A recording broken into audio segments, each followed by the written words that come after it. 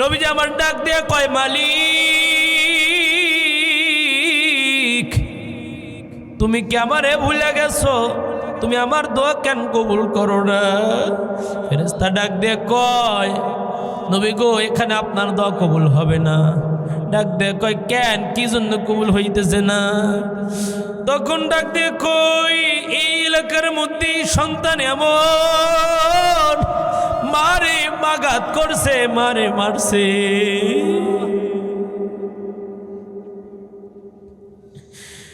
মা কি এমন ভাবে কথা বলতো আমার মাওলা সহ্য করতে পারে না, এই কবরের মধ্যে জাহান্নামের আগুন ধরা দিছে।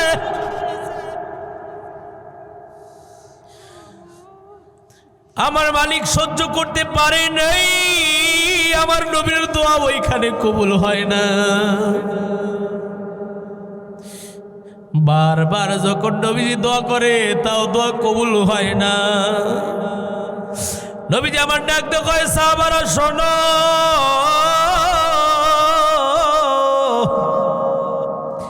এর মারে ডেকে নিয়ে আসো, এর মা কোথায় আছে ডেকে নিয়ে আসো। মাকে ডেকে আনছে, আনার পরে ডাক দিয়ে কয় ও মা, তোমার সন্তানের কবরে তো ভালো নাই।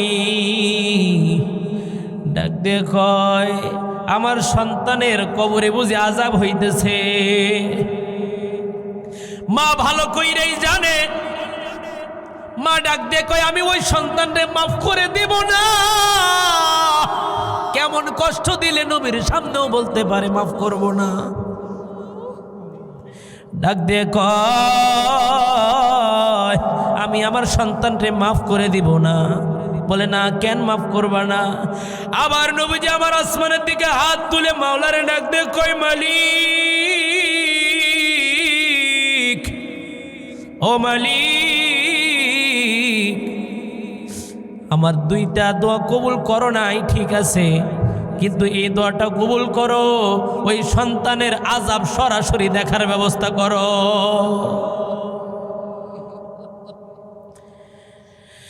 ওই মাতা কায় আল্লাহ তাআলা চোখের সামনে সন্তানের আযাবটা খুলে দিছে। মাওলারে ডাক দাও না আল্লাহ, আর একবার ডাক দাও না আল্লাহ।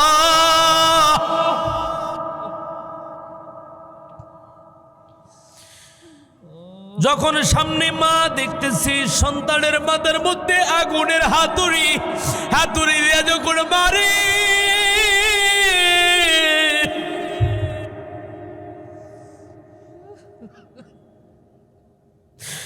আগুনের হাতুড়ি দিয়ে মারার সঙ্গে সঙ্গে মাথা ছিন্ন ভিন্ন হইয়া যায়। মা ডাক দিছে মালিক আর আযাব দিও না।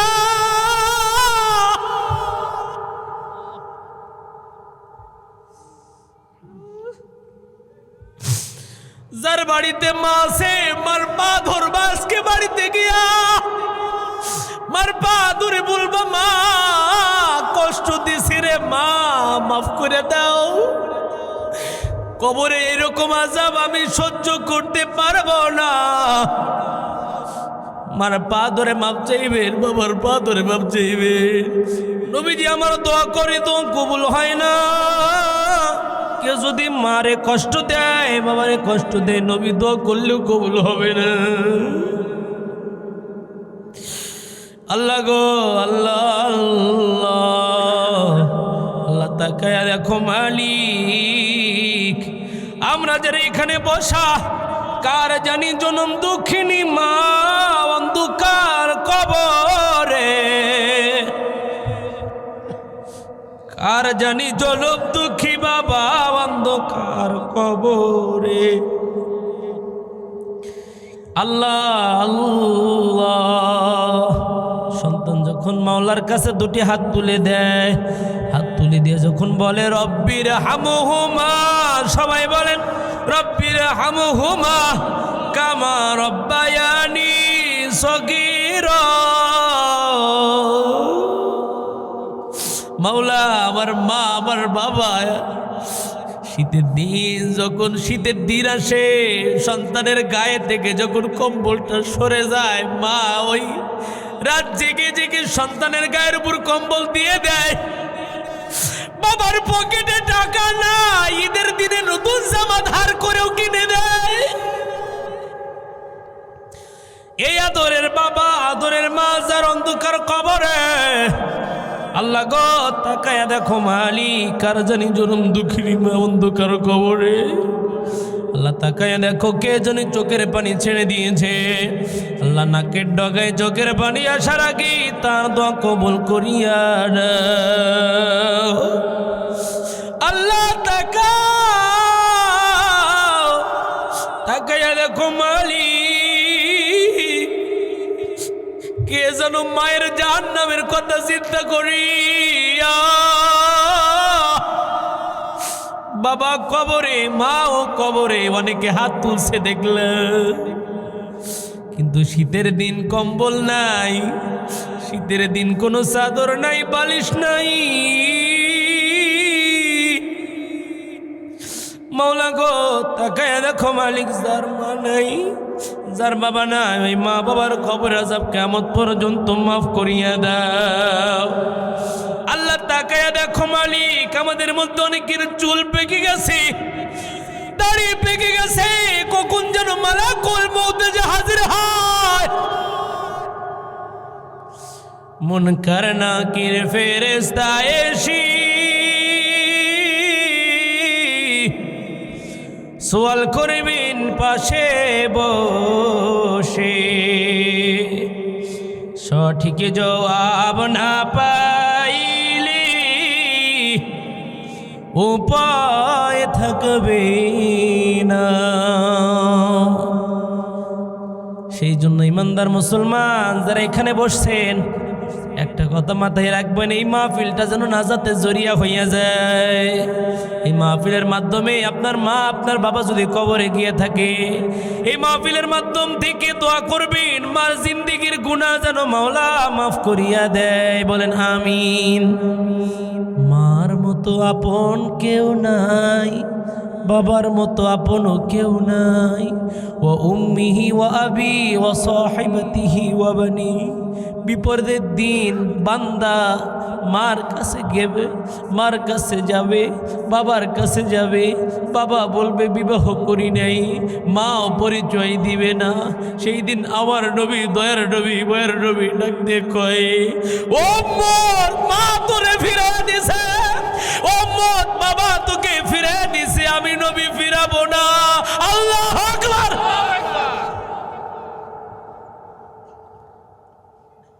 মা তোকে ফিরাইয়া দিছে, বাবা তোকে ফিরাইয়া দিছে, আমি নবী এখনো শুয়ে শুয়ে কান্দি, ইয়া হাবলি ইয়া উম্মতি, ইয়া হাবলি ইয়া উম্মতি বলে বলে কান্দে, ইয়া হাবলি ইয়া উম্মতি বলে বলে কান্দে। আল্লাহ গো তাকায়া দেখো মালিক, এখানে যারা গুনাহগার আছি, আল্লাহ তওবা করি আর কোনোদিন গুনাহ করব না। বলেন আল্লাহ আর গুনাহ করব না, আর পাপ করব না। এই মাহফিল থেকে তওবা করি, আজকের রাত্রিতে যদি তওবা করে মারা যান, মারা যাইতে দেরি হবে বাপ, খবরের মধ্যে নামাইতে দেরি হবে। খবরের মধ্যে নামাবে ঠিক, কিন্তু আপনার কবরে জান্নাতের বাগান হতে দেরি হবে না। সেই জন্য তওবা করে যাওয়া লাগবে বাপ, তওবা করে যাওয়া লাগবে। এই মাহফিল কি, এখানে আমরা কি শিখলাম, কি শুনলাম, তওবা করে যদি আল্লাহর সামনে গিয়ে বলতে পারি, আল্লাহ দেখো কিছুই আনতে পারি নাই, শুধু সুন্দর একটা কলব নিয়ে তোমার সামনে হাজির হয়েছি। মাওলা কয় আর কিছু লাগবে না, শিরক গুনাহ যদি তোর না থাকে, সমুদ্রের ফেনার মতো গুনাহ হলেও মাফ করে দেব। সমুদ্রের ফেনার মতো যদি গুনাহ করস। এই যে দেখেন চুল পেকে গেছে আপনাদের, দাড়ি পেকে গেছে, আর কয়দিন বাপ, আর কয়দিন বাপ, আর কয়দিন। শরীরে আগের চামড়াগুলা ছিল টাইট, এখন চামড়াগুলোও কেমন যেন কথা শোনে না। চোখ আগে যেমন দেখতো আর আগের মতো আর দেখে না। হাত আগে এমন শক্তি পাইতো আর তেমন শক্তি পায় না। কথা কন ঠিক কিনা? আমরা কিন্তু চলে যাব, সবাই চলে যাওয়ার জন্য এসেছি। সেজন্য মা ও বাপ দুটি পায়ে হাত দিয়ে বলি, এই মাহফিল থেকে যদি তওবা করে যাইতে পারো, তওবা করে যদি যাইতে পারো, একবার যদি মাওলারে বলতে পারে মাওলা আমি ভালো হয়ে গেছি, আল্লাহ কয় বান্দা তুমি তো ভালো হয়েছো, আমি তো ভালো বান্দাই খুঁজতেছি। আল্লাহ ডাকতে কয় বান্দা আমি তো ভালো বান্দাগুলো খুঁজতেছি, এদেরকেই তুমি জান্নাত দেব। বান্দাকে যদি আল্লাহ জাহান্নামে দেয় আল্লাহর কষ্ট লাগে, তারপরেও আল্লাহ দেয়। যা শোনো আমার কথা, শোনোস থাকে। বান্দাকে যদি আল্লাহ জান্নাতে দেয় আল্লাহ কয় আমার খুশি লাগে, আমার ভাল লাগে। কোন বান্দা যদি আল্লাহকে একবার আল্লাহ বলে ডাক দেয়, ডাক দেওয়ার সঙ্গে সঙ্গে মাওলা কয় কি দরকার চা আমি দিয়ে দেব। জাহান্নামী বান্দা জাহান্নামের মধ্যে থেকে আল্লাহরে ডাক দেয় রহমান রহমান, ইয়া রহিম, ইয়া মালিক, ইয়া খালিক। আল্লাহ ডাকে সাড়া দেয় না। যখন আল্লাহ সাড়া না দেয় ফেরেশতাকে বলে ফেরেশতা যাও না আল্লাহকে গিয়ে বলো আমি আল্লাহকে ডাকতেছি। আল্লাহ কয় আর ডাক আমি শুনবো না, যা এখানে ডেকে আর কাজ হবে না, দুনিয়াতে একবার ডাকলেই কাজ হইতো। দুনিয়া থেকে যদি মাপ না নিতে পারো বান্দা, ও বাপ দুটি পায়ে হাত দিয়ে বলছি, এখান থেকে যদি মাপ না নিতে পারো খবর বড় কঠিন। কবর সাপ বিচ্ছুর ঘর, কবর একাকীর ঘর, কবরের মধ্যে কেউ নাই, কেউ নাই, কোনো সাথী নাই, বাতি নাই। এই যে আমাদের আত্মীয় স্বজন কবরে চলে গেছে আর কোনোদিন ফিরে আসে না, কথা কন ঠিক কিনা? কবর এত কঠিন। জাহান্নামী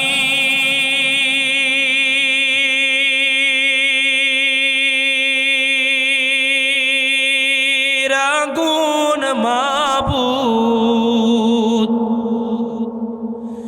সইতে পারব না,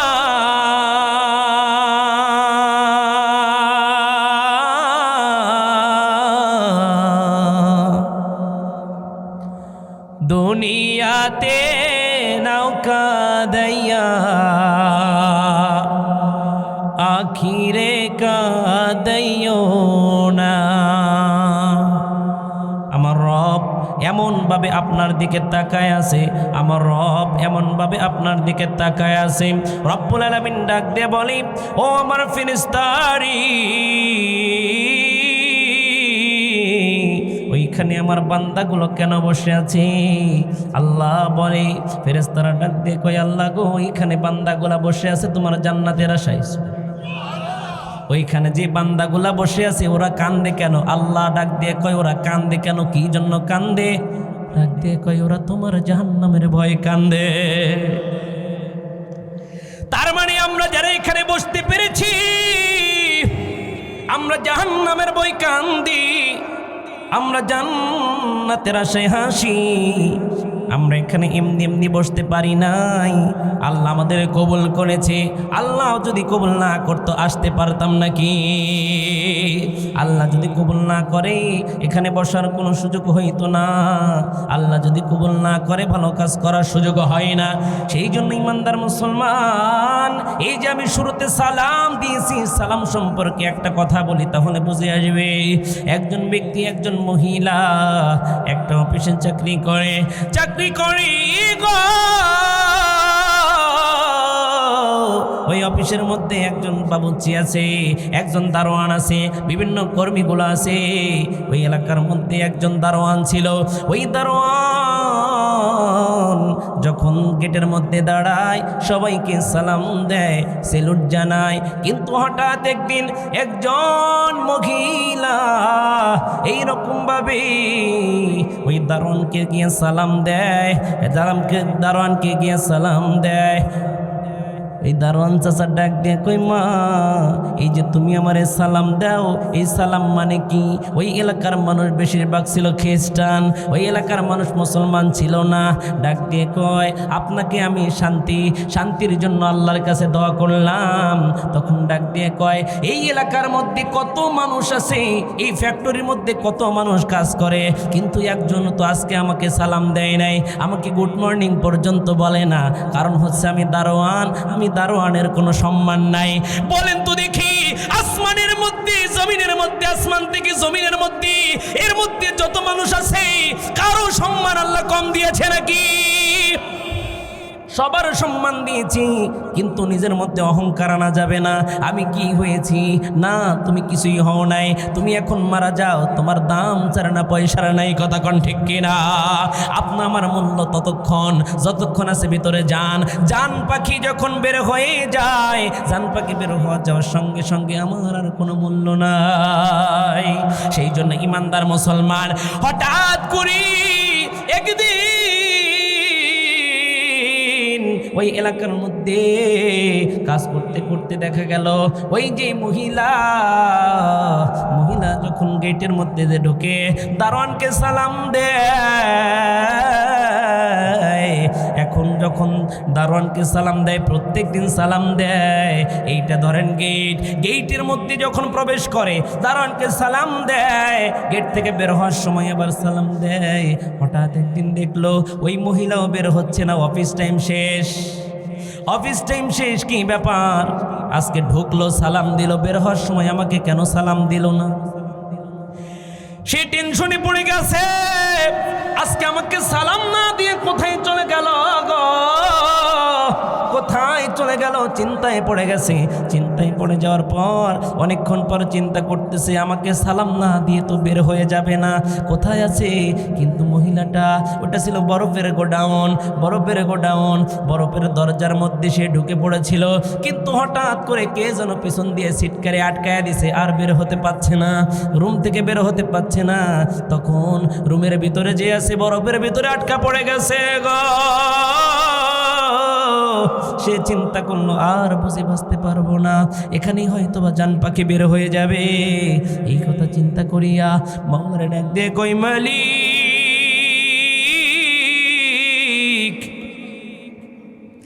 আর বুঝি বাঁচবো না, আর বুঝি বাঁচবো না, এখান থেকে হয়তো বা বিদায় নিয়ে চলে যাব, আর বুঝি রক্ষা নাই। আমার মালিক ডাক দিয়ে কই, ও বান্দা, ও বান্দি, তোমার কোনো টেনশন নাই। যতক্ষণ পর্যন্ত তোমার হায়াত আছে, যতক্ষণ পর্যন্ত আমি রব্বুল আলামিন হায়াত রেখেছি, তুমি যদি হাজার হাজার ফিট পানির নিচেও পড়ে যাও, আমি রব যদি চাই সেখানেও বাঁচাইয়া দিব। মহিলা ওখানে গিয়ে চিন্তা করে, আজ বুঝি আমার রক্ষা নাই। ধীরে ধীরে শরীরটা যখন বরফের মতো হয়ে যায়, ওই দিকে দারোয়ান চিন্তা করে, গো এখন আমি সব কিছু তালা দিয়ে চলে যাই। সব কিছু যখন তালা দিয়ে চলে যাবে, হঠাৎ মনে হলো ভিতরেও তো থাকতে পারে, আজকে আমারে কেন সালাম দিল না? সুবহানাল্লাহ। ভিতরেও তো থাকতে পারে, আজকে আমারে কেন সালাম দিল না? দরজাটা খুলছে। দরজা খোলার পর যখন ভিতরে গেছে, ভিতরে যাওয়ার পরে দেখে সব দরজাই তো লক করা, এখানে তো কোনো ম্যাডাম নাই। যখন দরজাটা জোরে হাত দিয়ে খুলছে, খোলার সঙ্গে সঙ্গে দেখে ভিতরে মহিলা বসে আছে। ডাক দিয়ে কই, ম্যাডাম আপনি এখানে কেন বসে আছেন? বলতেছে, আমি অনেক চেষ্টা করেছি কিন্তু বের হতে পারি না, পিছন থেকে কে যেন লক করে দিয়েছে, আমি বের হতে পারি নাই। তুমি কিভাবে বুঝলে আমি এর মধ্যে আটকা পড়েছি? ডাক দিয়ে বলে, ম্যাডাম এখানে মনে হয় আমার আল্লাহ আপনার কাছে পাঠিয়ে দিয়েছে। আল্লাহু আকবার। কারণ হলো, আমি যে এর মধ্যে আটকা পড়েছি কেউ জানে না, আমি যে এর মধ্যে আটকা পড়েছি এটা কেউ জানে না, কিন্তু তুমি কেমনে বুঝলা? তখন বলতেছি, ম্যাডাম আপনি যখন এই গেট দিয়ে ঢোকেন আমারে সালাম দেন, আবার যখন বের হয়ে যান আমারে সালাম দেন। আজকে আমি আপনার সালাম পাই নাই, আমার চিন্তা হয়েছে আপনি তো আমাকে সালাম না দিয়ে বের হয়ে যান না, আপনি তো আমাকে সালাম দিয়ে ঢোকেন আবার সালাম দিয়ে বের হন, কিন্তু আমি চিন্তা করলাম আজকে তো আপনি আমাকে সালাম দেন না। এই কথা চিন্তা করিয়া আমি যখন দরজাটা খুলছি, দরজা খোলার পর আপনারে পাইলাম। ম্যাডাম, ওই ম্যাডাম আল্লাহরে ডাক দিয়ে কয়, আল্লাহ এখানে এটা বুঝি সালামের বরকত, এটা বুঝি সালামের বরকত। আজ যদি আমি ওই লোকটাকে প্রত্যেক দিন যাওয়া আসার সময় সালাম না দিতাম, তাহলে হয়তো বা ওই লোকটাও জানতো না, মনে করতো আমি বাড়িতে চলে গেছি। কথা কন ঠিক কিনা? সেই জন্য আজকের থেকে নিয়ত করেন, যার সাথেই দেখা হোক না কেন আসতে যেতে সালাম আগে, কথা কন ঠিক কিনা? সেই জন্য ইমানদার মুসলমান আমরা যারা এখানে বসে পড়েছি, আমাদের প্রত্যেকের ভিতরে সাহস রাখা লাগবে, হিম্মত রাখা লাগবে। আমরা প্রত্যেকে কোরআনের সৈনিক, আমরা প্রত্যেকে ইসলামের সৈনিক, আমরা প্রত্যেকে কোরআনের পক্ষে আছি, কথা কন ঠিক কিনা? কোরআনের বিপক্ষে আমরা, কোরআনের বিপক্ষে আমরা জীবনে যতক্ষণ পর্যন্ত দেহের মধ্যে যতক্ষণ পর্যন্ত জান আছে, যতক্ষণ পর্যন্ত জান আছে ততক্ষণ পর্যন্ত আল্লাহর কোরআনের বিরোধী কাউকে ছেড়ে দেব না। সেই জন্য ইমানদার মুসলমান গভীর মনোযোগ, কোনো দিকে নজর নয়। আল্লাহ পাক রব্বুল আলামিন আমাদেরকে ভালোবাসে, আল্লাহ পাক রব্বুল আলামিন আমাদেরকে অত্যন্ত দয়া করছে, মহব্বত করছে। আল্লাহ পাক রব্বুল আলামিন দুইটা দল দুই ভাগে ভাগ করবে, দুইটা দল দুই ভাগে ভাগ করবে।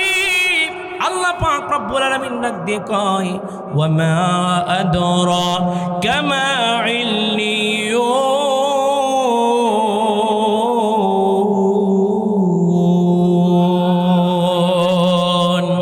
নবীজিকে ডাক দিয়ে কয়, ও নবী আপনি কি জানেন ইল্লিয়ুন কি?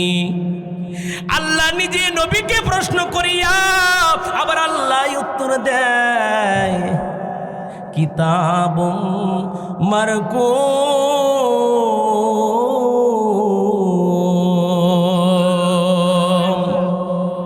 এটা হলো হিসাবের খাতা, এটা হলো হিসাবের খাতা।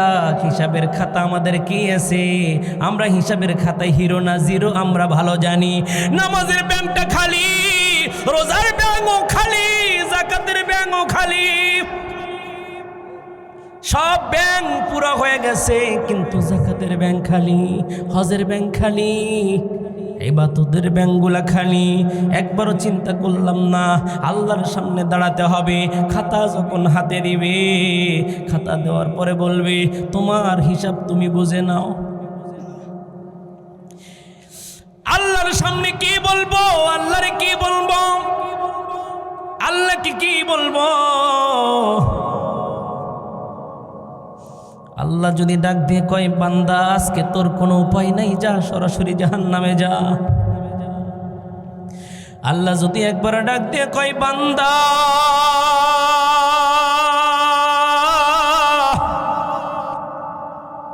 আজকে তোর কোনো বাঁচার উপায় নাই, আজকে তোর কোনো বাঁচার উপায় নাই, যা যা যা জাহান্নামের মধ্যে চলে যা। একবার যদি মাওলা কয় যা জাহান্নামে যা, কি উপায় হবে? একবারও কি চিন্তা করেছেন ইমানদার আমাদের দুনিয়া ছেড়ে চলে যাওয়া লাগবে? আল্লাহ তো হিসাবের খাতা আমাদের হাতে দিয়ে দিবি। যার হাতে, যার ডান হাতের মধ্যে হিসাবের খাতা যাবে সে খুশি হয়ে যাবে, আর যার হাতের মধ্যে খাতা দেওয়া হবে না বান্দা বলতে থাকবে, মালিক আমার খাতা কই? আল্লাহ পাক রব্বুল আলামিন তার বাম হাতের মধ্যে খাতা দিবে। খাতাটা এইভাবে দিবে না, সাধারণভাবে দিবে না, হাতটা পেটের মধ্যে ঢুকায়া পিঠের মধ্যে দিয়ে বের করে দিয়ে হাতের মধ্যে খাতাটা দিবে। খাতাটা দেওয়ার পর বান্দা ডাক দিয়ে বলবি, মালিক আমার খাতা তো আমি দেখতে পাচ্ছি না। ফেরেশতাকে বলা হবে, যা ফেরেশতা ওর ঘাটটা মটকিয়ে পিছন দিকে করে দে। যখন ঘাটটা মটকিয়ে পিছন দিকে করে দেওয়া হবে, দেওয়ার সঙ্গে সঙ্গে আল্লাহকে বলবে, আল্লাহ আমার মৃত্যু দাও, আমার মৃত্যু দাও, আমার মৃত্যু দাও। আল্লাহ ডাক দিয়ে কয়, বান্দা আর মৃত্যু নাই, আবাদান আবাদা অনন্তকালের জিন্দিগি, যে জিন্দিগি শেষ আছে আর যে জিন্দিগি শুরু আছে আর শেষ নাই, সেই জিন্দিগির জন্য প্রস্তুত হয়ে যাও। কি নিয়ে কবরে যাইতেছি? আহারে কি নিয়ে কবরে যাইতেছি? একবারও চিন্তা করলাম না আমরাও কবরে যাব, আমার বাবাও কবরে গেছে, দাদা কবরে গেছে, তার বাপও কবরে গেছে, কিন্তু আমিও চলে যাব, আপনিও চলে যাবেন, কিন্তু ওই সামান কি জোগাড় করতে পারছি? কি সামান জোগাড় করতে পারলাম? কি জোগাড় করতে পেরেছি? কিছুই পারি নাই। আল্লাহ যদি বলে বান্দা আমার জন্য কি হাদিয়া আনছো, আল্লাহ যদি একবারে বলে বান্দা আমার জন্য কি হাদিয়া আনছো, সেই দিন কি জবাব দেব? হযরত সালমান ফারসি রাদিয়াল্লাহু তাআলা আনহু, আল্লাহ পাক রব্বুল আলামিন যদি কোনো বান্দা বান্দিকে হেদায়েত দেয়, এইভাবে হেদায়েত দেয়। হযরত সালমান ফারসি রাদিয়াল্লাহু তাআলা আনহু ইসলাম খুঁজেছেন, সব ধর্মগুলা ঘাটাঘাটি করিয়া, সব ধর্মগুলা ঘাটাঘাটি করেছে, ধর্মগুলা দেখেছে। অন্যান্য ধর্মের মধ্যে পূজা করে, হিন্দু ধর্মের মধ্যে পূজা আছে না? না, সবাই বলেন। হিন্দু ধর্মের মধ্যে পূজা আছে, মূর্তি পূজা করে। বৌদ্ধ ধর্ম ওরা মূর্তি পূজা করে, কিন্তু আমাদের ধর্মে কোনো মূর্তি পূজা, আমাদের ধর্মে কোনো পূজা। আমরা একজনকে মানি, তিনি কে? হযরত সালমান ফারসি রাদিয়াল্লাহু তাআলা আনহু একদিন তার পাদ্রীকে গিয়ে বলতেছে, পাদ্রী, আমরা যে ধর্মগুলা মানতেছি, আমি আপনার সাথে অনেক দিন হলো আছি, কিন্তু আমার দিলের মধ্যে শান্তি নাই, আমার দিলের মধ্যে শান্তি নাই, আমার দিলের মধ্যে কোনো সুখ নাই। ওই পাদ্রী মারা যাওয়ার পূর্বে আরেকজন পাদ্রীকে দেখায় দিল, যাও ওই পাদ্রীর কাছে গেলে তুমি শান্তি পেতে পারো। ওই পাদ্রীর কাছে গেলেন, যাওয়ার পরে ওই পাদ্রীর কাছে যাওয়ার পরে ওই পাদ্রীর কাছে অনেক বছর থাকলেন, কিন্তু সেখানেও শান্তি নাই, সেখানেও শান্তি নাই। শান্তি হলো এক ইসলাম ছাড়া অন্য কোথায় শান্তি নাই, ঠিক কিনা? আল্লাহ তাআলা ডাক দিয়ে কয়, ইন্নাদ-দীনা ইনদাল্লাহিল ইসলাম। আল্লাহ পাক রব্বুল আলামিন ডাক দিয়ে কয়, ইন্নাদ-দীনা ইনদাল্লাহিল ইসলাম, নিশ্চয় আমার কাছে মনোনীত ধর্ম হলো ইসলাম। ইসলাম ছাড়া অন্য কোথায় শান্তি আছে নাকি? ইসলাম ছাড়া অন্য কোথায় শান্তি নাই। সালমান ফারসি শান্তিকে খোঁজে। পাদ্রী ডাক দিয়ে কয়, কি ব্যাপার সালমান রে, তোমার মন সব সময় মরার মতো থাকে কেন? সালমান ডাক দিয়ে কয়, আমি তো সত্য খুঁজতেছি, আমি তো সত্য খুঁজতেছি, সত্য পাবো কোথায়? এই কথা বলার সঙ্গে সঙ্গে সালমান ফারসি রাদিয়াল্লাহু তাআলা আনহু ডাক দিয়ে কয়, আমি শান্তি পাবো কোথায়? কোথায় গেলে শান্তি পাবো, আমারে দেখায় দাও। পাদ্রী ডাক দিয়ে কয়, তাওরাতের মধ্যে পেয়েছি একজন ব্যক্তি আসবে, নাম হবে মুহাম্মাদুর রাসূলুল্লাহ সাল্লাল্লাহু আলাইহি ওয়াসাল্লাম, তার কাছে গেলে শান্তি পাবা। সুবহানাল্লাহ। তার কাছে না যাওয়া পর্যন্ত শান্তি পাবে না। সালমান, তুমি যত জায়গায় ঘোরো, কিন্তু এই কথা জোরে বলা যাবে না, জোরে বললে আমার গর্দান চলে যাবে। জোরে বলা যাবে না সালমান। ওই মরুভূমির মধ্যে, বলে তাকে আমি কোথায় পাবো? বলে ওই মরুভূমির মধ্যে যদি যাও, ওই মরুভূমির মধ্যে অনেক খেজুর গাছ আছে, ওই এলাকার মধ্যে পাবা। বলে সুবহানাল্লাহ। সালমান ফারসি খুশি হয়ে গেলেন, ডাক দিয়ে বলতেছে, পাদ্রী, আমি তাকে খোঁজার জন্য বের হয়ে গেলাম। সুবহানাল্লাহ।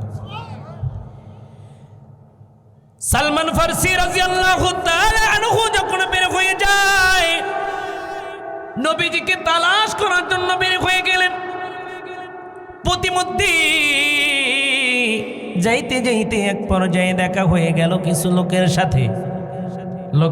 যাইতে যাইতে একটা বাজার দেখলেন, ওই বাজারের মধ্যে গেলেন কিছু খাওয়ার জন্য, কিন্তু ওই বাজারটা কোনো কিছু বিক্রির জন্য না, ওই বাজারটা ছিল মানুষ বিক্রির জন্য। কি বিক্রির জন্য? মানুষ বিক্রির জন্য। সালমান ফারসিটা বুঝতে পারে নাই, দূর থেকে একজন ইহুদি এসে হাতটা ধরে বলে আমি এই গোলামকে বিক্রি করব। সালমান ফারসি রাদিয়াল্লাহু তাআলা আনহুকে বিক্রি করে দিলেন। বিক্রি করে দেওয়ার পর যখন বাড়িতে নিয়ে গেলেন, সালমান ফারসি রাদিয়াল্লাহু তাআলা আনহু তখন তো বয়স বেশি, ভারী কোনো কাম করতে পারবে না, তাহলে কি করতে পারবে? খেজুরের বাগানের মধ্যে কাজ দিলেন। খেজুরের বাগানের মধ্যে কাজ করে আর চিন্তা করে কখন যেন আমার নবীর সাক্ষাৎ পেয়ে যায়। এটাই হচ্ছে ভিতরে তামান্না। উনি কাজ করতেছে আর ভিতরে আশা কখন যেন আমার নবীর সাথে দেখা হয়ে যায়। সুবহানাল্লাহ। তিনি চিন্তা করে আর কাজ করে আমার নবীর সাথে তো দেখা হবে, এটাই তো মরুভূমি। সুবহানাল্লাহ। পাদ্রী আরো 3টা কথা বলে দিয়েছিলাম। 3টা কথার মধ্যে 1 নাম্বার কথা হলো অন্যান্য মানুষরাও কিন্তু নবী দাবি করতে পারে, বিশ্বাস করো না। অন্যান্য মানুষরাও নবী দাবি করতে পারে, বিশ্বাস করবে না। বলে আমি তাহলে কাকে বিশ্বাস করব? ডাক দিয়ে কয় ওই ব্যক্তিকে বিশ্বাস করবা যার মধ্যে 3টা নমুনা পাবে। কয়টা? আরো জোরে। 3টা নমুনা যার মধ্যে পাবে তাকে তুমি বিশ্বাস করবা।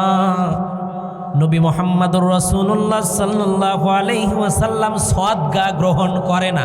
সুবহানাল্লাহ। তাকে হাদিয়া দিলে হাদিয়া নেই। কয়টা গেল? 2টা। আর একটা হলো তার ঘাড়ের নিচে মোহরে নবুয়তের সিল আছে, তার ঘাড়ের উপরে মোহরে নবুয়তের সিল আছে। এই 3টা আলামত যদি পাও তাহলে তুমি নবী মাইনা নিও। কিন্তু নবী দাবিদার পৃথিবীর বুকে অনেকে নিজেদেরকে নবী দাবি করত, তারাও নবী দাবি করেছে। যেমন গোলাম আহমদ কাদিয়ানি, তিনি নিজেকে নবী দাবি করছে। বলেন তো দেখি, আল্লাহর নবীর পরে কোন নবী? নবীর পরে নবী নাই। বলেন নবীর পরে, জোরে, নবীর পরে। নবীর পরে নবী নাই, যে বলবে তার ফাঁসি চাই। কথা কন ঠিক কিনা? গোলাম আহমদ কাদিয়ানি তিনি বলল আমি নবী, তাইলে ঠিক আছে, ওরও কিছু অনুসারী হয়ে গেল, ওর কিছু অনুসারী হয়ে গেছে। ডাক দিয়ে কয় তাহলে ঠিক আছে, 2টা গ্রুপ করা হোক, একটা বিচারের দিন ধার্য করা হলো। বিচারের দিন সময় 2 গ্রুপ 2 পাশে বসা, বলতেছে যে প্রমাণ করতে পারবে তার দলে আমরা সবাই যাব, যে দল জিতে যাবে তার দলে আমরা যাব। এক পাশে গোলাম মোহাম্মদ কাদিয়ানি, অন্য পাশে আতাউল্লাহ, শাহ আতাউল্লাহ বুজুর্গ, তিনি এক পাশে বসা আর এক পাশে গোলাম আহমদ কাদিয়ানি। প্রথম প্রশ্ন করলেন, গোলাম আহমদ কাদিয়ানি তোমার নাম তো গোলাম আহমদ, আমার নবীজির নামের আগে তো গোলাম ছিল না। সুবহানাল্লাহ। প্রথম প্রশ্ন ওকে আটকায় ফেলছে। আমার নবীজির নামের সামনে তো কোনো গোলাম ছিল না, তোমার নামের সামনে গোলাম কই থেকে আসলো? তুমি তো নবী। বলে হ্যাঁ আমি নবী। বলতেছে আমি গোলাম বাদ দিলাম।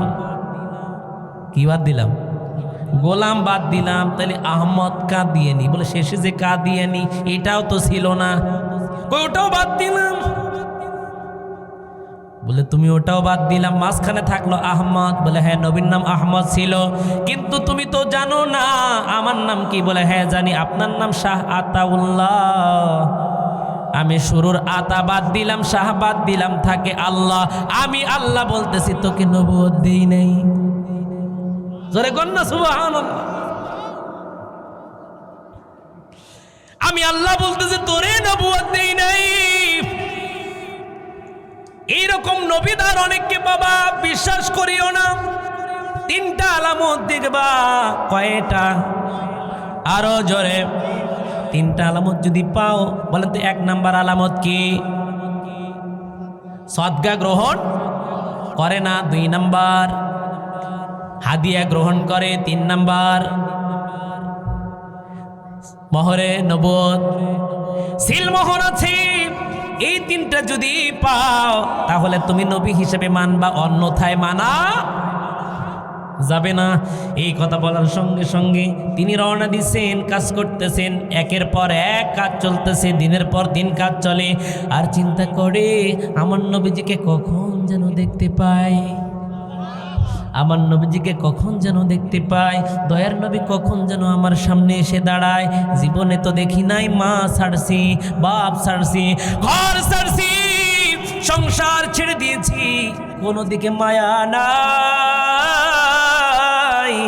কিন্তু একটাই শুধু মায়া, আমার নবীজিকে কখন দেখতে পাই। একটাই শুধু কথা, আমার দয়ার নবীজির সাথে কখন যেন সাক্ষাৎ হয়ে যায়। জন্ম আমার নবীর যুগে হলে কেমন হতো,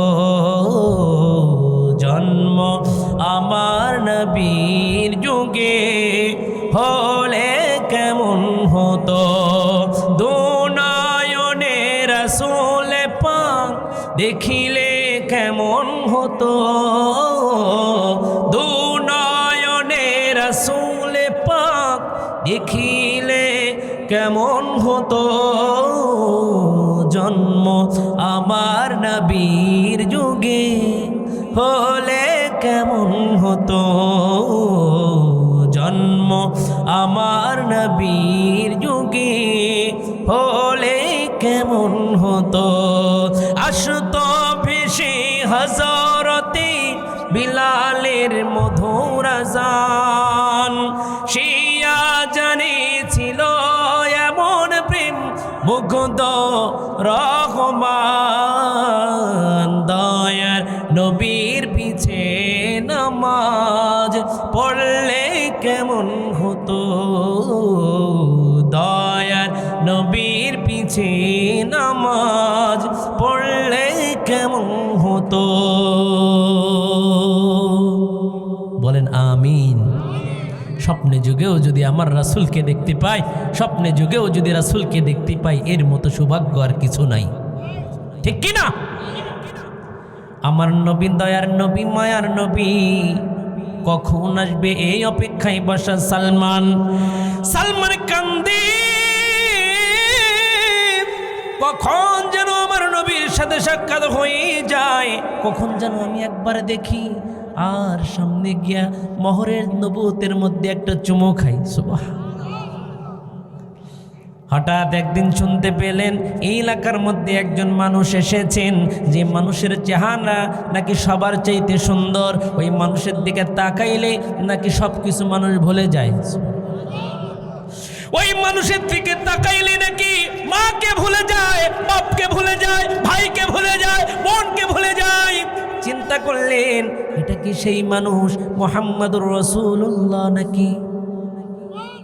আরো জোরে কোন, এই মানুষটি মুহাম্মদুর রাসূলুল্লাহ সাল্লাল্লাহু আলাইহি ওয়াসাল্লাম নাকি? এই কথা চিন্তা করিয়া বাইরে যখন বের হয়েছে, বের হওয়ার সঙ্গে সঙ্গে দেখলেন দূর থেকে কেমন যেন নূরের আলো আসে।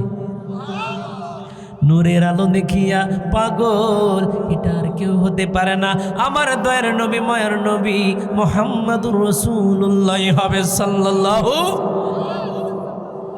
তিনিই হবে, তিনি ছাড়া আর কেউ হতে পারে না। এত সুন্দর চেহারা পৃথিবীর বুকে আর কারো নাই। সুবহান। ইউসুফ নবীরে দেখা জুলেখা হাত কেটে ফেলেছিল, কথা কোন ঠিক কিনা? কিন্তু আম্মা জান আয়েশা বলেন ইউসুফ নবীরে দেখা জুলেখা হাত কেটে ফেলেছিল, কিন্তু আমার নবী, দয়ার নবী মুহাম্মদুর রাসূলুল্লাহ সাল্লাল্লাহু আলাইহি ওয়াসাল্লামকে দেখলে হাত না পুরো কলিজা কেটে ফেলতো। সালমান ফারসি দূর থেকে দেখে পাগল, এটাই মনে হয় আমার নবী, দয়ার নবী। এই চিন্তা করিয়া তিনি যখন সামনের দিকে গেলেন, যাওয়ার সঙ্গে সঙ্গে নবীর কাছে গেলেন। নবীর কাছে যাওয়ার পর নবীজিকে ডাক দিয়ে কয়ে, আপনাকে আমার কয়েকটা প্রশ্ন আছে, কয়েকটা প্রশ্ন করতে চাই। বলে বলো। কি প্রশ্ন? সেই দিন আর কোনো কথা কয় না, কিছু সাদগার মাল নবীজির কাছে নিয়ে পরীক্ষা করতে গেছে, আসলে ঠিক কিনা, আসলে দেখার জন্য আসল নবী না মিথ্যা নবী। কাছে গিয়া সাদগার মাল হাতে দেয়, ডাক দিয়ে কয় এটা আমার সাদগার মাল আপনাকে দিলাম। নবীজি ডাক দিয়ে কয় সাদগার মাল আমি গ্রহণ করি না। তার মানে প্রথম কথায় পাস, কথা কন ঠিক কিনা? প্রথম কথায় যখন পাস হয়ে গেল, আর একটা পরীক্ষা করবে হাদিয়া দিলে গ্রহণ করে কিনা। আবার যখন হাদিয়া নিয়ে এসেছি, হাদিয়া নিয়ে আসার সঙ্গে সঙ্গে সালমান ফারসি রাদিয়াল্লাহু তাআলা আনহু নবীজির হাতে দিয়েছে, দেওয়ার সঙ্গে সঙ্গে কোনো কথা নাই, রেখে দিয়েছে। সুবহানাল্লাহ। তার মানে দুইটাতে পাস। উনি বলছে এটাই, আর একটা তো পরীক্ষা আছে, দুইটা হয়েছে, দুইটা মিলতেই পারে, দেখি আর একটা দেখি।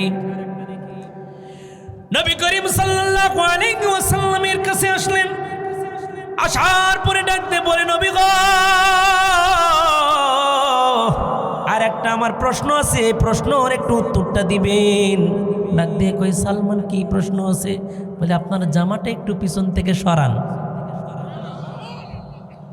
পিছন থেকে যখন আস্তে করে সরাইছে, সরার সঙ্গে সঙ্গে দেখে মোহরে নবুয়তের সিল।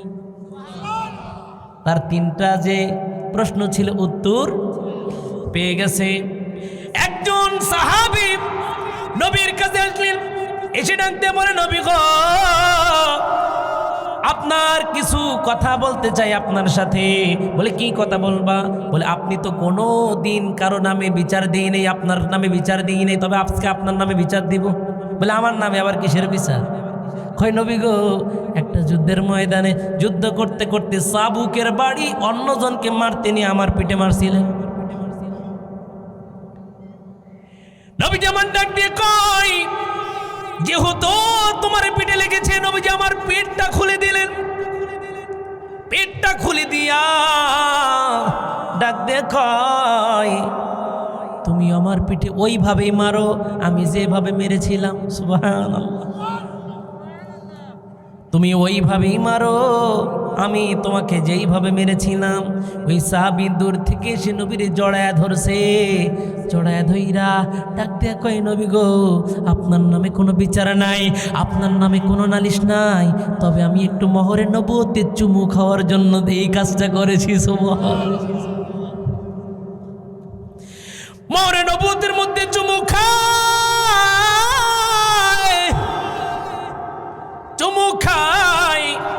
নবীর শরীর বুকের মধ্যে লাগাইয়া যখন ঠোঁটটা লাগাইছে, নবীজিকে ডাক দিয়ে কয় ইয়া রাসূলুল্লাহ, আমার এই ঠোঁট জাহান্নামে যাবে না। ওইদিকে সালমান ফারসির তিনটা প্রশ্ন পুরো হয়ে গেছে।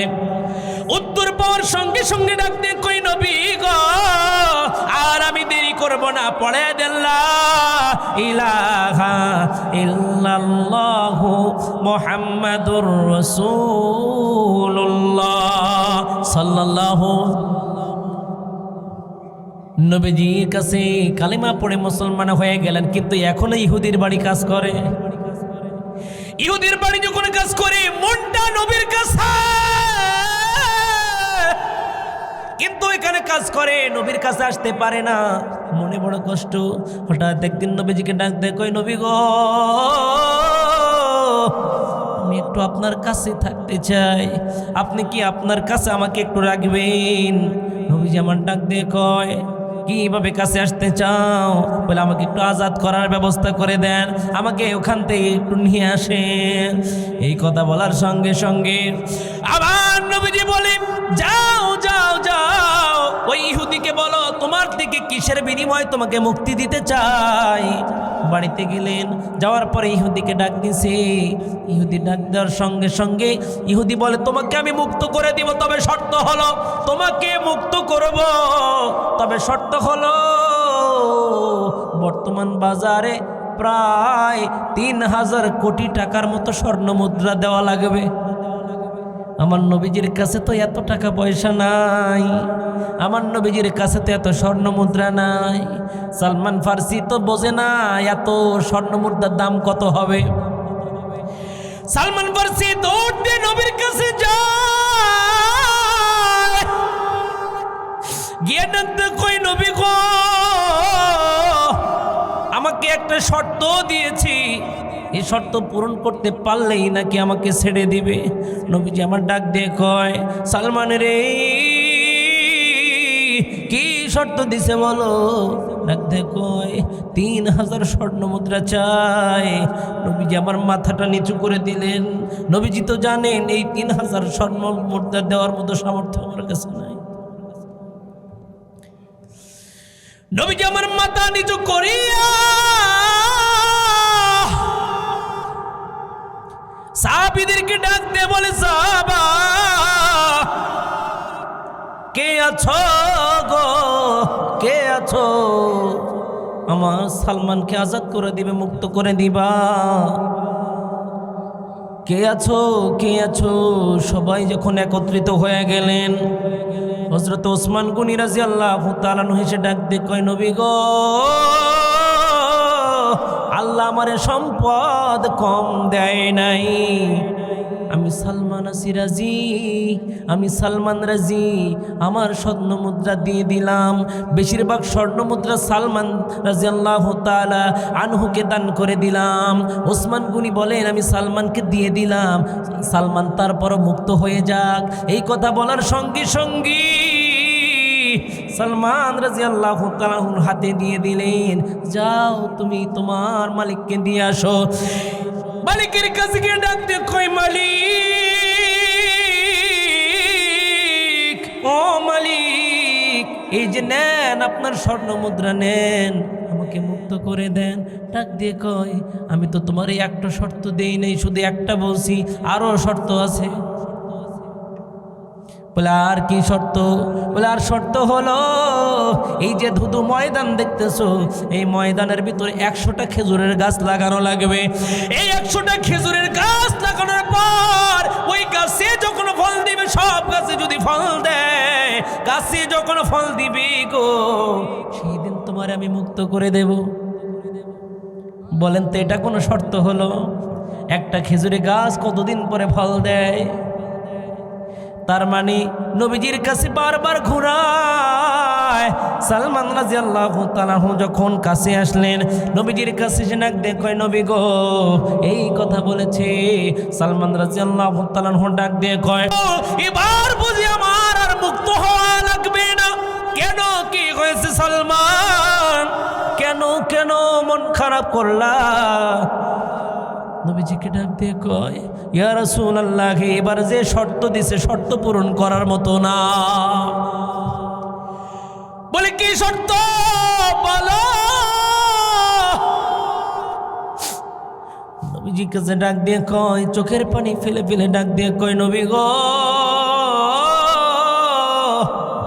শর্ত দিছে 100টা খেজুর গাছ লাগানো লাগবে। ওই গাছে যেদিন ফল দিবে সেই দিন নাকি আমারে মুক্ত করে দিবে। নবীজি আমার আসমানের দিকে তাকায়া, নবীজির মন খারাপ হলে আল্লাহ পাক রব্বুল আলামিন সহ্য করতে পারে না। আল্লাহ তাআলা ফেরেশতাকে ডাক দিয়ে কয়, যা জিবরাইল, যাও আমার হাবিবের কাছে গিয়ে হাজির হও, রাজি হতে বলো। যাও সালমান, বাড়ির দিকে যাও, বাগান রেডি করো, আমি স্বয়ং নবীজি নিজ হাতে খেজুরের বিচিগুলো পুঁতে পুঁতে দিব। এই কথা বলে যখন ওখান থেকে সালমান ফার্সি দৌড়, কারণ আমার নবীজি আসবে, নবীজির সাথে সাক্ষাৎ হবে।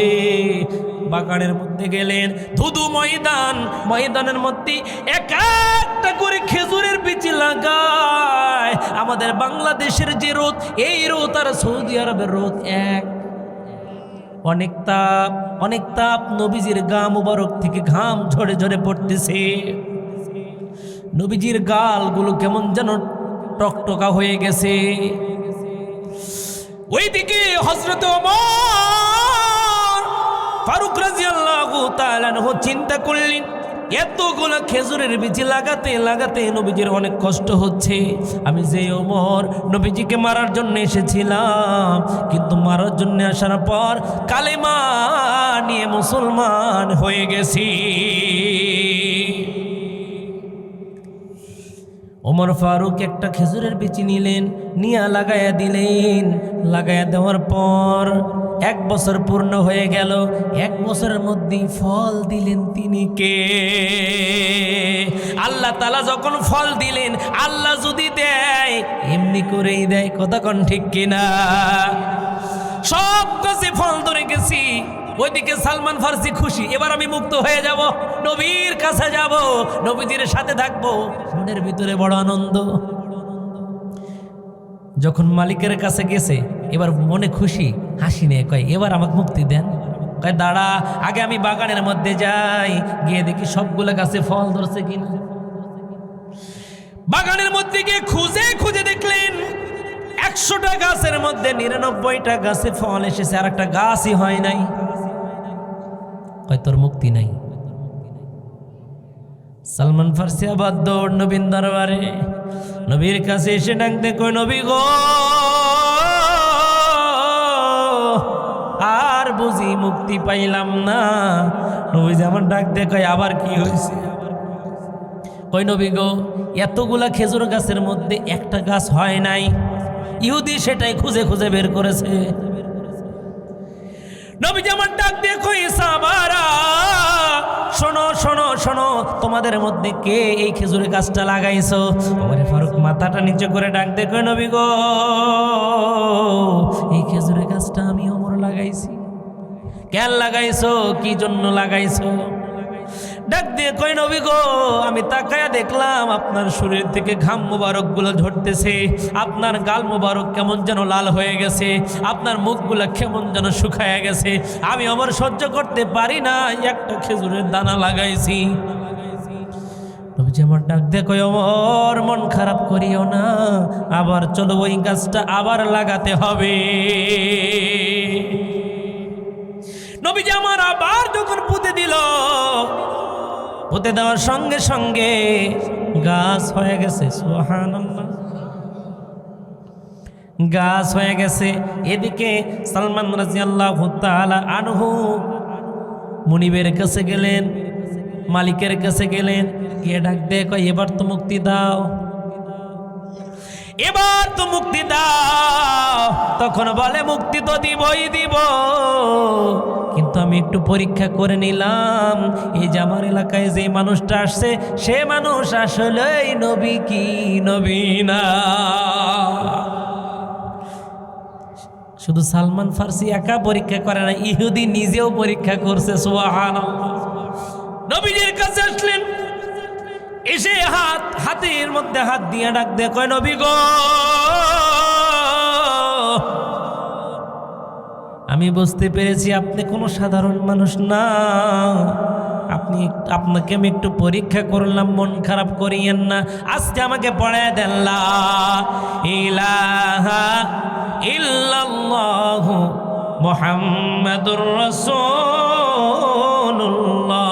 সাল্লাল্লাহু আলাইহি ওয়াসাল্লাম। বলেন তো দেখি, দুইজনই পরীক্ষা করছে, পরীক্ষার ধরন দুইজনের দুই রকম, কথা কোন ঠিক কিনা?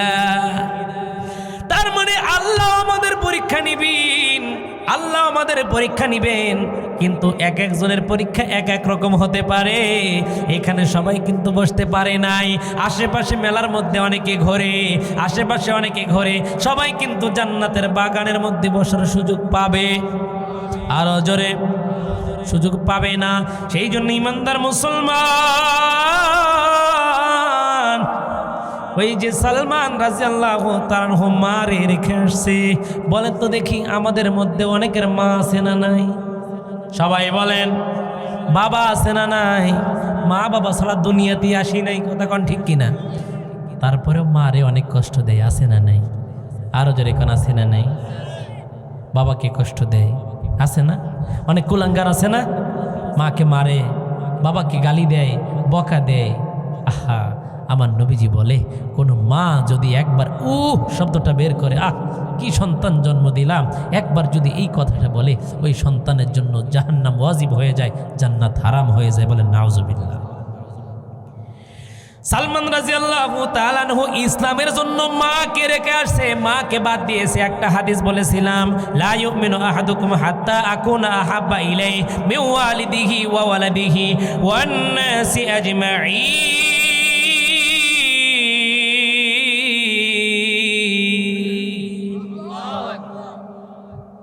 উনি মা ছাড়ছে, ঘর ছাড়ছে, বাড়ি ছাড়ছে, সব কিছু ছাইড়া নবীজিকে ভালোবাসছে। হাদিসে এটাই বলছে, বলেন সুবহানাল্লাহ। তার মানে সালমান ফার্সি প্রকৃত ইমানদার। কথা কান ঠিক কিনা? আমরাও তো ইমানদার। আমাদের ইমানটা কেমন? সকালে আছে বিকালে নাই। হ্যাঁ, সকালে আছে বিকালে নাই। সেই জন্য আমরাও মাকে ছেড়ে আসছি, কিন্তু মাকে কষ্ট দেওয়া। অনেকের মা অন্ধকার কবরে, আমিও অন্ধকার কবরে যাব। কিন্তু দেখেন আজকের মাহফিলটাও মৃত ব্যক্তিদের জন্যই। কথা কন ঠিক কিনা? আমি একটু হাত তুলতে বলবো, কার কার মা নাই একটু হাত তোলেন। কার কার মাও নাই, বাবাও নাই?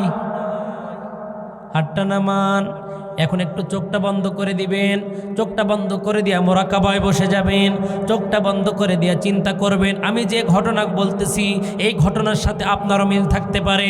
দেখেন না, 2 ফোঁটা চোখের পানি যদি ফেলতে পারেন, আপনার জন্য জাহান্নাম হারাম করে দিবেন তিনি কে? সেই জন্য চোখটা বন্ধ করে দেন। সবাই একটু চোখটা বন্ধ করে দেন, দিলের কান লাগান, আর মনে মনে চিন্তা করেন আমি ওই জায়গায় আছি। ইমানদার মুসলমান,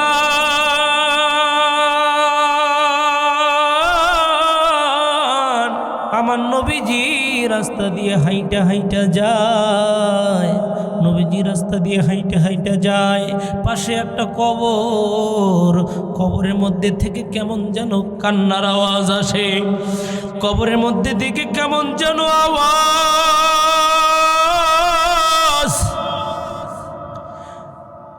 কেমন যেন আওয়াজ।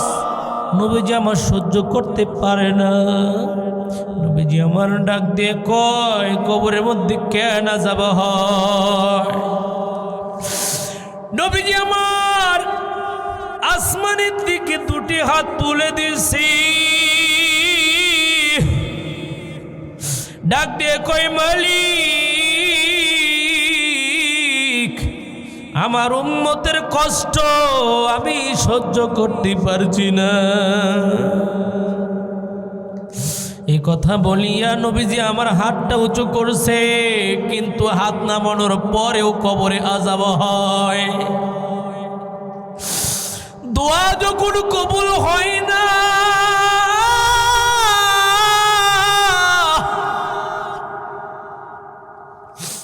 দোয়া কবুল হয় না, আবার নবীজি হাত তুলছে, আবার দোয়া করলেন, আল্লাহ দয়া করে মায়া করি কবরের আযাব তুমি মাফ করিয়া দাও। দয়া করে মায়া করে কবরের আযাব মাফ করিয়া দাও। বারবার যখন নবী আমার কান্দে, কিন্তু দোয়া কেমন যেন কবুল হয় না। কেন কবুল হয় না? কি জন্য কবুল হয় না? একথা চিন্তা করিয়া আল্লাহকে ডাক দে কই, আল্লাহ তুমি কি আমারে ভুলে গেলা? নবীজি আমার ডাক দিয়ে কই, মালিক,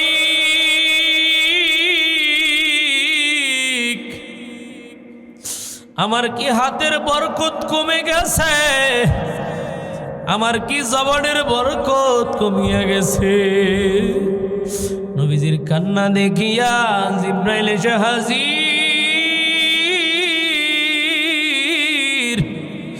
ডাক দিয়ে কয়, নবী গো, আপনার কান্না আল্লাহ সহ্য করতে পারে না। নবীজি আমার ডাক দিয়ে কয়, তাইলে আল্লাহ আমার দোয়া কবুল করে না কেন? আমার দোয়া কবুল হয় না কেন? কি জন্য দোয়া কবুল হয় না? এ কথা বলার সঙ্গে সঙ্গে জিবরাইল ডাক দিয়ে কয়, নবী গো, আপনার দোয়া এখানে কবুল হবে না। নবীজি আমার ডাক দিয়ে কয়, আমার উম্মত কষ্ট পাবি,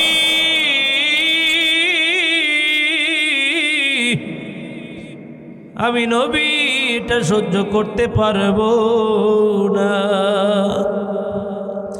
এই কথা বলিয়া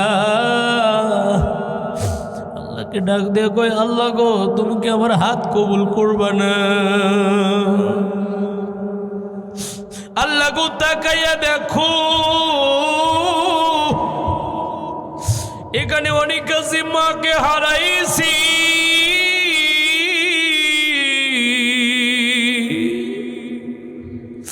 অনেকে আছি বাবা নাই। ও মালিক, তাকায়া দেখো কার যেন চোখের মধ্যে পানি। মার কথা মনে পড়ে গেছে, বাবার কথা মনে পড়িয়া গেছে। মা যে কত বড় সম্পদ, দুনিয়ায় থাকতে বোঝা যায় না। মার গর্ভে যখন ছিলাম, পেটের মধ্যে এমন ভাবে আঘাত করতাম, এমন জোরে আঘাত করতাম, মা সহ্য করতে পারতো না। মা বেহুশ হয়ে পড়ে যাইতো, প্রসব বেদনায় বাবার ছটফট ছটফট করছে। ডাক্তার যদি বলে, ও মা, তোমার সন্তান না হয় তুমি, দুইজনের একজনকে বাঁচানো যাবে। মা ডাক দিয়ে কয়, আমার বাঁচার দরকার নাই, সন্তানটারে বাঁচাও। এমন মা কেউ হবে না, এমন আদরের বাবা কেউ হবে না। ওই দুনিয়াতে মার মতো আপন কেউ নেই, বাবার মতো আপন কেউ নাই। নবীজি আমার দোয়া করে, দোয়া যখন কবুল হয় না, কেন কবুল হয় না, কি জন্য কবুল হয় না? নবীজি আমার ডাক দিয়ে কয়, মালিক, তুমি কি আমারে ভুলে গেছো? তুমি আমার দোয়া কেন কবুল করো না? ফেরেশতা ডাক দিয়ে কয়, নবী গো, এখানে আপনার দোয়া কবুল হবে না। ডাক দিয়ে কয়, কেন, কি জন্য কবুল হইতেছে না? তখন ডাক দিয়ে কই, এই এলাকার মধ্যে সন্তান এমন মারে আঘাত করছে, মারে মারছে।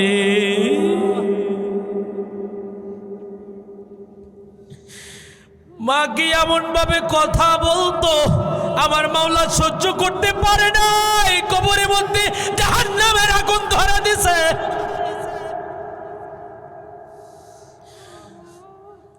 আমার মালিক সহ্য করতে পারে নাই, আমার নবীর দোয়া ওইখানে কবুল হয় না। বারবার যখন নবীজি দোয়া করে, তাও দোয়া কবুল হয় না। নবীজি আমার ডাক দিয়ে কয়, সাহাবারা শোনো,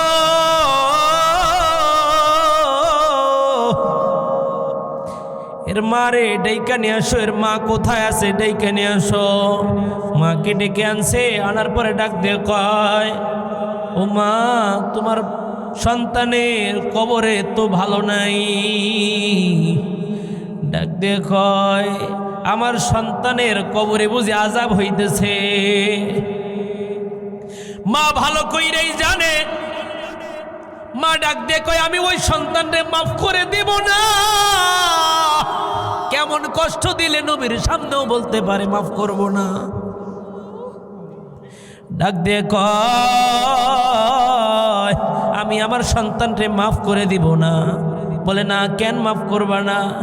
আবার নবীজি আমার আসমানের দিকে হাত তুলে মাওলারে ডাক দিয়ে কয়, মালিক, ও মালিক, আমার দুইটা দোয়া কবুল করো নাই, ঠিক আছে, কিন্তু এই দোয়াটা কবুল করো, ওই সন্তানের আযাব সরাসরি দেখার ব্যবস্থা করো।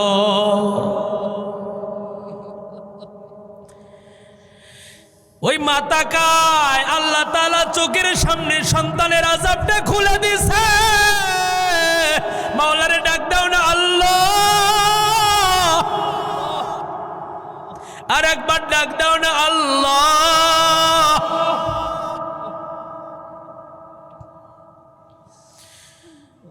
যখন সামনে মা দেখতেছি সন্তানের মাথার মধ্যে আগুনের হাতুড়ি দিয়ে যখন মারে,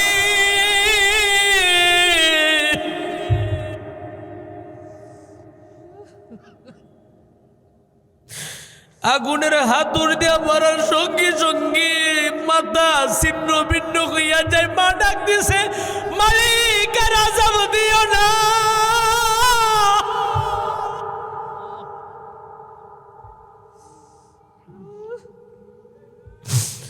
যার বাড়িতে মা আছে মার পা ধরবা, আজকে বাড়িতে গিয়া মার পা ধরে বলবা, মা কষ্ট দিছি রে মা, মাফ করে দাও।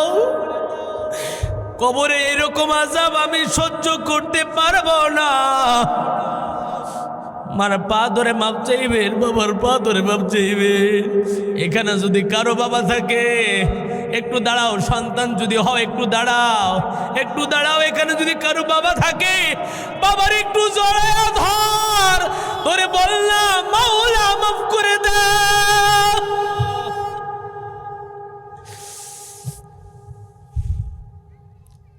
নবীজি আমার দোয়া করে তো কবুল হয় না। কেউ যদি মারে কষ্ট দেয়, বাবারে কষ্ট দেয়, নবী দোয়া করলেও কবুল হবে না।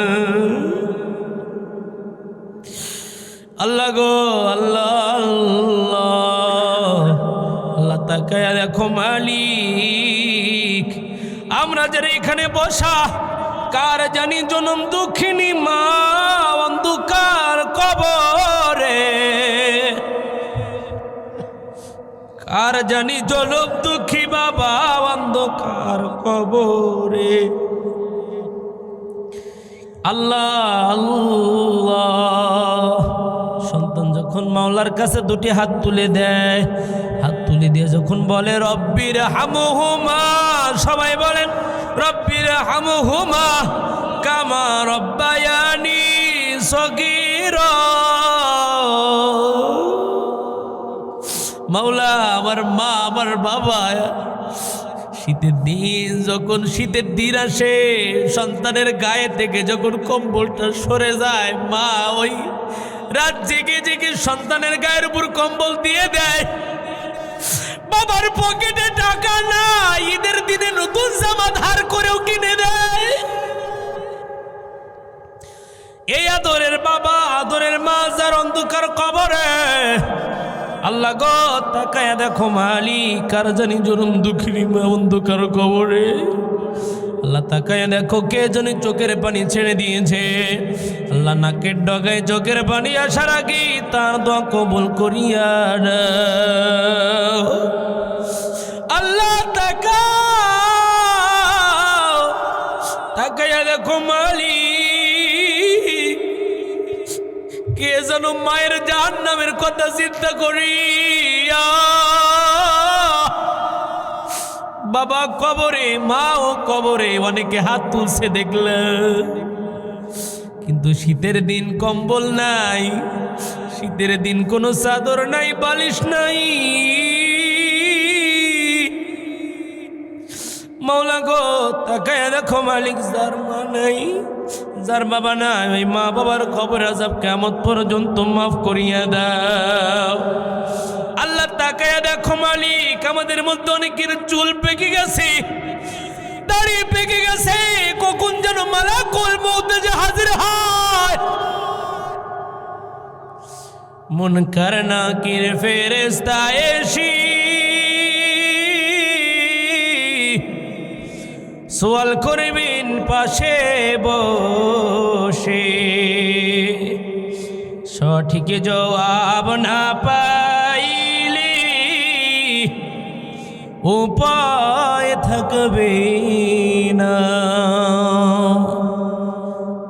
সেই জন্য ইমানদার মুসলমান যারা এখানে বসছেন, একটা কথা মাথায় রাখবেন, এই মাহফিলটা যেন নাজাতের জরিয়া হইয়া যায়। এই মাহফিলের মাধ্যমে আপনার মা আপনার বাবা যদি কবরে গিয়ে থাকে, এই মাহফিলের মাধ্যম থেকে দোয়া করবেন মার জিন্দেগির গুনাহ যেন মাওলা মাফ করিয়া দেয়। বলেন আমিন। মার মতো আপন কেউ নাই, বাবার মতো আপনও কেউ নাই। ওয়া উম্মিহি ওয়া আবি ওয়া সাহিবাতিহি ওয়া বানি, বিপদের দিন বান্দা মার কাছে গেবে, মার কাছে যাবে, বাবার কাছে যাবে, বাবা বলবে বিবাহ করি নাই, মাও পরিচয় দিবে না। সেই দিন আমার নবী, দয়ার নবী, বয়ার নবী ডাক দিয়ে কয়, ও উম্মত, মা তোরে ফিরে দিছে, ও উম্মত, বাবা তোকে ফিরে দিছে, আমি নবী ফিরাবো না। আল্লাহু আকবার।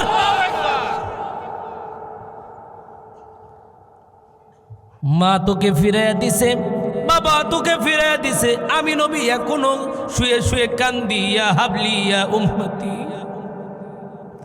ইয়া হাবলি ইয়া উম্মতি বলে বলে কান্দে, ইয়া হাবলি ইয়া উম্মতি বলে বলে কান্দে। আল্লাহ গো, তাকায়া দেখো মালিক, এখানে যারা গুনাহগার আছি, আল্লাহ তওবা করি আর কোনোদিন গুনাহ করব না।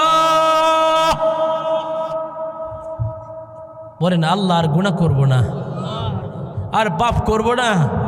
এই মাহফিল থেকে তওবা করি, আজকের রাত্রিতে যদি তওবা করে মারা যান, মারা যাইতে দেরি হবে বাপ, খবরের মধ্যে নামাইতে দেরি হবে। খবরের মধ্যে নামাবে ঠিক, কিন্তু আপনার কবরে জান্নাতের বাগান হতে দেরি হবে না।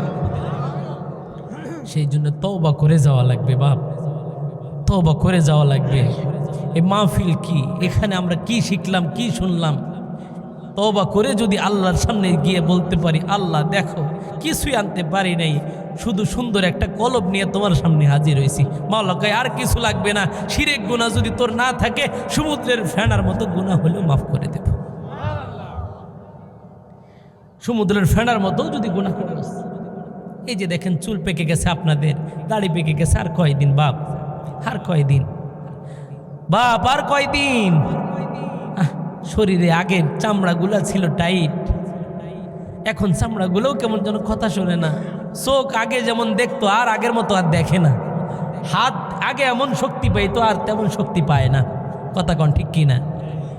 আমরা কিন্তু চলে যাব, সবাই চলে যাওয়ার জন্য এসেছি। সেজন্য মা ও বাপ, দুটি পায়ে হাত দিয়ে বলি, এই মাহফিল থেকে যদি তওবা করে যাইতে পারো, তওবা করে যদি যাইতে পারো, একবার যদি মাওলারে বলতে পারে, মাওলা আমি ভালো হয়ে গেছি।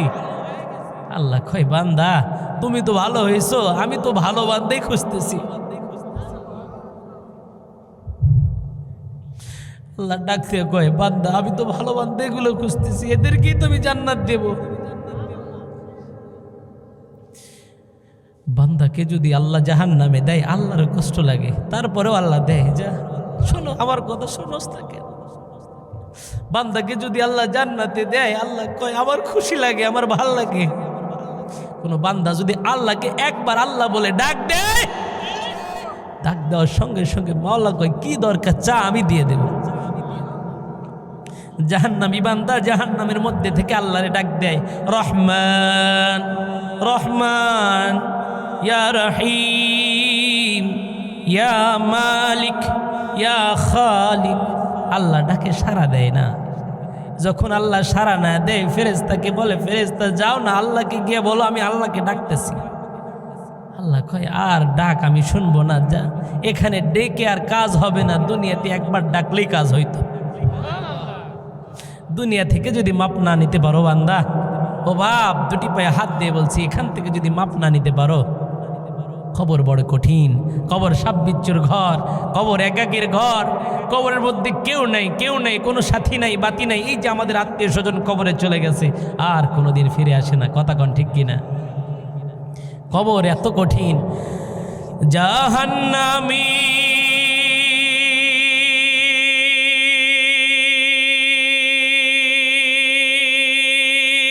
আগুন মাবুদ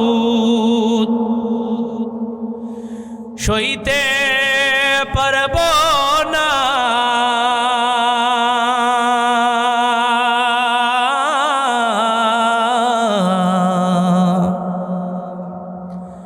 দুনিয়াতে নৌকা দইয়া আখিরে কাঁদাইও